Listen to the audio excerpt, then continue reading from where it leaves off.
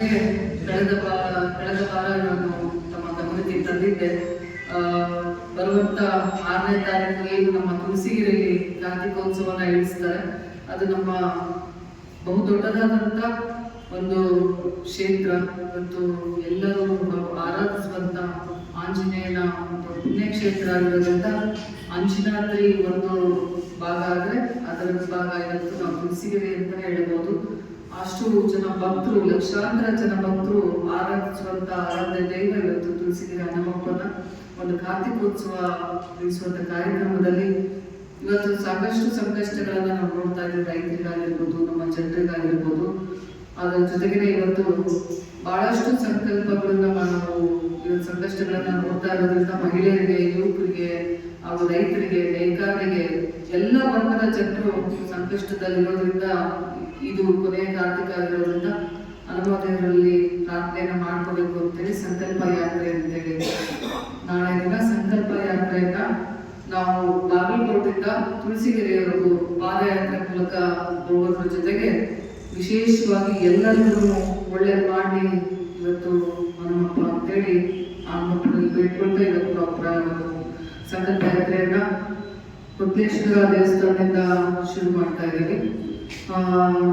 ಪಕ್ಕ ಮಸೀದಿ, police gate, ಜೊತೆಗೆ ಬಜಾರ್ ಇಟ್ಟು ಹಡಕ್ ಬಜಾರ್ ಹಾಗೂ ಬೇಲೂರು ಮಠ, ಕಾಲೇಜ್ ರಸ್ತೆ, ಬಸವೇಶ್ವರ ವೃತ್ತ, ಮಳೆ ಆಂಜನೇಯ ದೇವಸ್ಥಾನ ಹಾಗೂ ಮುಚ್ಕಂಡಿ ಕ್ರಾಸು, ವಿದ್ಯಾಗಿರಿ, ಗದಿಕೆರೆ ಕ್ರಾಸು, ರಾಮಾರೂಢ ಮಠದಲ್ಲಿ ವಿಶ್ರಾಂತಿ.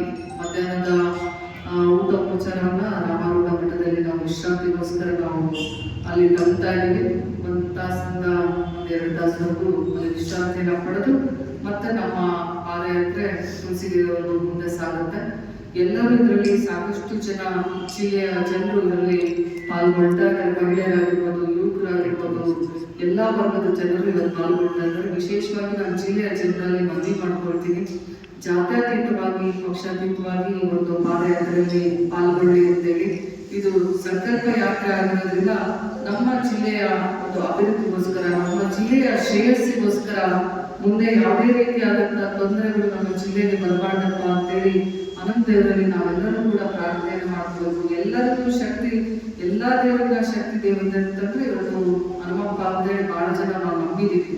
ಇವತ್ತು ಏನೇ ಕಷ್ಟ ಬಂದರೂ ಕೂಡ ಊರಲ್ಲಿ ಏನು ಮೊದಲನೇದಾಗಿ ಆರಾಧಿಸುವಂಥದ್ದು ಹನುಮಪ್ಪನಲ್ಲಿ ನಾವು ಇವತ್ತು ರಾಮನ ಭಕ್ತರನ್ನು ನಾವು ಆರಾಧಿಸೋದ್ರಿಂದ ಸಾಕಷ್ಟು ಶಕ್ತಿಯನ್ನ, ಕಷ್ಟಗಳನ್ನ, ನಮಗಿರುವಂತ ಎಲ್ಲ ರೀತಿಯಾದಂತ ಏನೇ ಇದ್ರೂ ಕೂಡ ನಿವಾರ ಮಾಡುವಂತ ಒಂದು ಮಹಾನ್ ಶಕ್ತಿ ಅಂತ ಶಕ್ತಿ ದೇವತೆಯನ್ನು ಇವತ್ತು ನಾವು ಎಲ್ಲರೂ ಕೂಡ ಆರಾಧಿಸ್ತೀವಿ.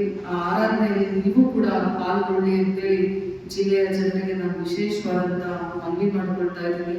ಇದು ಜಾತ್ಯತೀತವಾಗಿ ಹಾಗೂ ಪಕ್ಷಾತೀತವಾಗಿ ಇರೋದ್ರಿಂದ ತಾವೆಲ್ಲರೂ ಬನ್ನಿ, ಈ ಪಾದಯಾತ್ರೆಯಲ್ಲಿ ಪಾಲ್ಗೊಳ್ಳಿ, ಪಾದಯಾತ್ರೆಯನ್ನ ಯಶಸ್ವಿಗೊಳಿಸಿ ಅಂತೇಳಿ ಇದು ನಿಮ್ಮೆಲ್ಲರ ಸಂಕಲ್ಪಕ್ಕೋಸ್ಕರ ಮಾಡ್ತಾ ಇರುವಂತ ಸಂಕಲ್ಪ ಯಾತ್ರೆ.